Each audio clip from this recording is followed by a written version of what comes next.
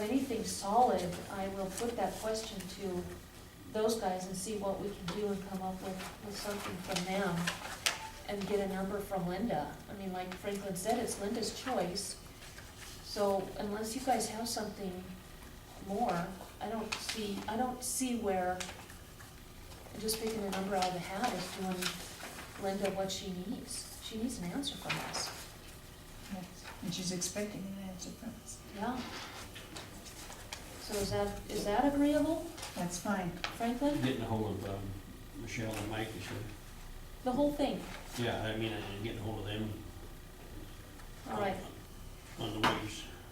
So I just wanted to bring up just a couple of quick things from conference. Franklin, anything you want to bring up that you learned or any information you want to bring home from conference?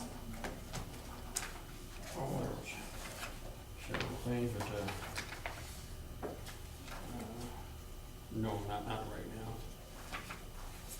now. What committee meeting did you attend? What was it, Tuesday morning? Justice?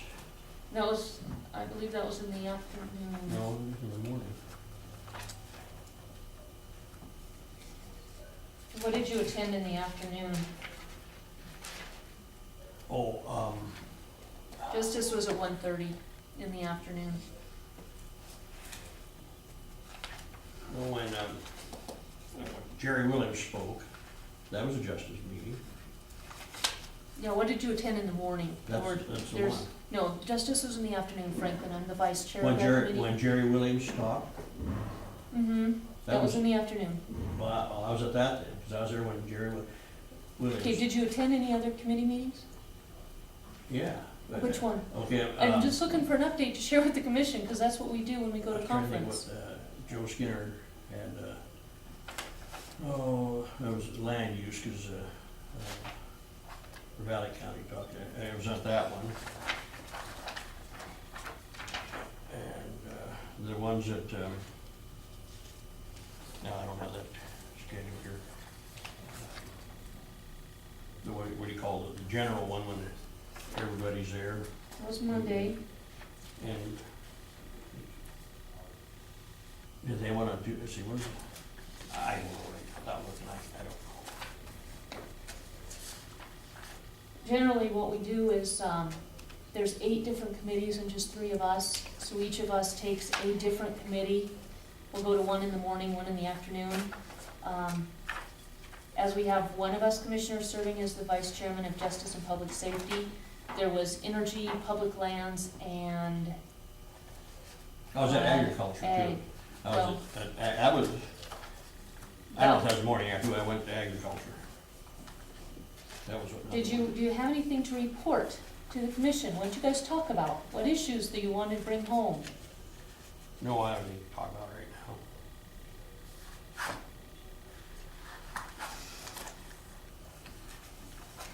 Okay, general session, just to bring you guys up to date on Affordable Care Act.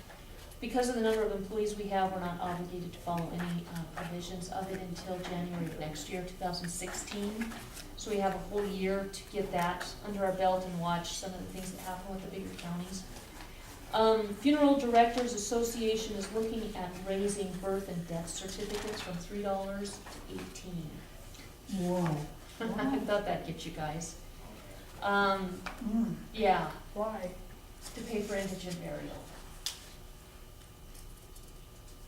But that money goes to the state. The state would put together a fund on behalf of the counties to cover indigent burial.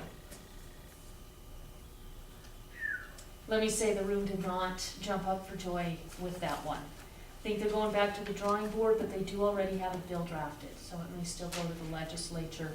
Mako will be addressing that when it comes up, and probably call commissioners.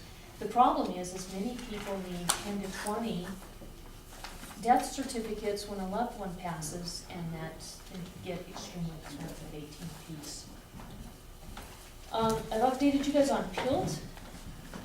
The other thing is, we had a really interesting debate in the Forested Counties meeting. John Prinky and David Schultz are part of a collaborative And they are working with a number of agencies, the Forest Service, Fish, Wildlife and Parks, Sun Mountain, RY Timber, a number of timber companies, loggers, agencies, and counties have come together to form collaboratives. And it is actually becoming a great way for the Forest Service to get more logs off the forest. They've had some success in the courts already, and we'll be looking at bringing that forward as a model. John and Dave will put this together for other counties to follow. So that will be coming. I shared already the PILT information, and I have the breakdown that Todd Devlin is putting together. I thought that was kind of cool that 2 Montana commissioners had so much pull and influence with the head of finance and Mitch McConnell. It's very good. Yeah. Great update from the sanitarians and where they're spending their money. But the other big thing is the mental health initiative, which is in the paper today. Dan Villa came, who's the budget analyst for the governor. And 1 year ago, the Health and Human Services Committee, which would be your committee, Elaine, under the leadership of Carl Selstad, met with a bunch of us commissioners, including the governor's budget office, and we discussed the mental health issues. 10 points were given to Dan specifically with the request by the commissioners in this subcommittee. We need you to work on this, and we need you to work on it now. They met 9 of the 10. They put together a mental health initiative that addresses House Bills 130, 131, and 132, and that funding, peer support services, housing and reentry funding, drop-in centers, 72-hour crisis, BIFs, employment support, IGT. We will not send our money to the state. We will keep it here, and they will match it on their end so that we keep our part here and get the match. They'll increase state beds, and the big thing is they're gonna move dementia patients from Warm Springs to Lewistown, because dementia doesn't fit with what Warm Springs is. Those people are being badly ill-treated as far as their location. Not that Warm Springs is ill-treating them, but that's not where they belong for the best. What is Yes, this, Lewistown? They have a facility for dementia and Alzheimer's that will be taking those patients. So it's a much more appropriate fit. And then the BIFs are behavioral health instruments facilities, and different communities are going to start becoming test beds for that, for a study on, is that a good way to work this problem? Right now we have about 80% of the people incarcerated are there because they're self-medicating mental health issues, which we know, we've been told that a dozen times. So hopefully that will address that. And I thought the PILT information was really interesting and can get you guys whatever you want. So these are the 2 bill drafts for the feds, and all this is downstairs. Any questions on those? Franklin? Okay. Anything else for the, yeah? I was just gonna say, anything else for the good of the order? I was to Rocky Mountain Development Board last week, and there's a program within Rocky to help people stay in their homes after they got out of the hospital.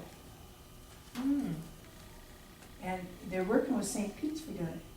So I spoke up and said, I feel like the red-headed stepchild, why can't we do this with dry water? And so they're doing some checking into that, because they go and see, after the person gets out of the hospital, they have people that go and check on them, see if there's something they need, if they're taking their medicines, yada yada, and keep them from having to go back to the hospital. Fantastic. So, we'll see where it ends up. Oh, that's exciting. You'll probably get an update maybe at the next meeting or so? Oh, I think so. All right, cool. Thank you. As one who, knows somebody in that situation, that would be tremendous service. Why is this one crosswise? Oh, I thought it had to be redacted, medical supplies for staff. I just assumed there was a name there that should be redacted and I'm wrong. I saw another one later. All right, Franklin, anything to add? Oh, I was just gonna ask on, the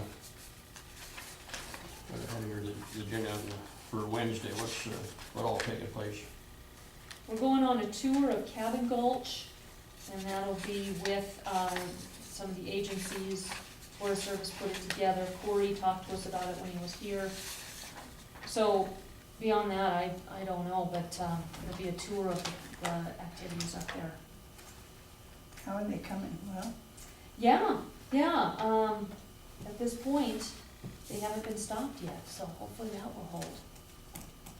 that So- will make, Yeah. is it? Anxious to go up. Yeah. I got out there to do some pictures. Cheryl, did you have a question? Well, yeah, when I was going through the Broadwater County fiscal year 2015, the general fund, the preliminary, the second one that I got, 10 days ago, there's math errors down through that requested column. That's what It doesn't total. Right. That's an old one. Well, Yeah, this we one I are. got a week ago Wednesday. Mhm. There were issues with the transferring of the information with CTA, which is also Tyler, and it didn't actually transfer the correct information for the beginning and ending cash.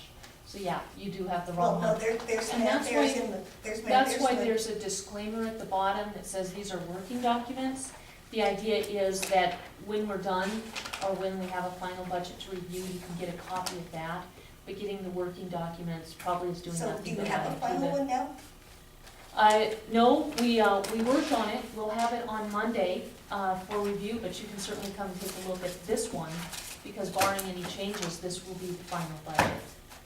So when you get the ones that are kind of in the middle, yeah, you're gonna get some with errors, because we do have to work with CTA and some of the other agencies that come in and plug their stuff in on top of our stuff, and it's nobody's fault, but it's a difference of speaking, and that's one of the reasons we're going to Black Mountain. That will make that process much more streamlined. But yeah, that's part of the process, and that's one of the things we find in the process. So that's why there is a disclaimer at the bottom that Debbie put there. And also why I said last week, just be careful, because when you just clip documents, you are gonna get preliminary documents that do have errors or are changed through the process. So that's all I can tell you at this point. It's an imperfect process when you're working with, such a big budget. It's not just a simple addition, subtraction. So you've got the different programs that have to marry and just sometimes aren't.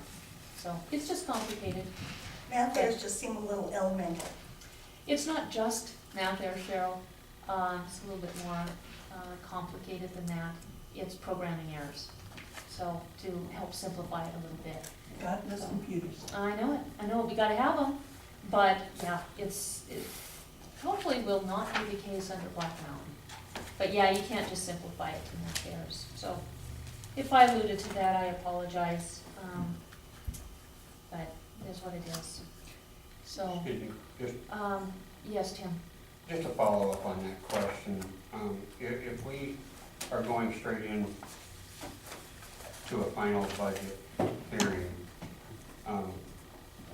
that hearing will result in a final budget being adopted on that same day likely, is that correct? Mhm. So, And that's how we've always done it. so to follow up on Cheryl's question, is there an opportunity between now and then when we can get a complete preliminary budget as best information available Oh, to look absolutely. at? And Yeah, I was it's all talking to public Nick about that as documentation, well, so. and so far there hasn't been a hearing for that, so. Tim, yes, there has. Yes, there has. Look at the minutes. There has. Trini, did you have a question too? I did, was just curious about Debbie Mm-hmm. leaving unexpectedly, Her or? mother's very young. Okay.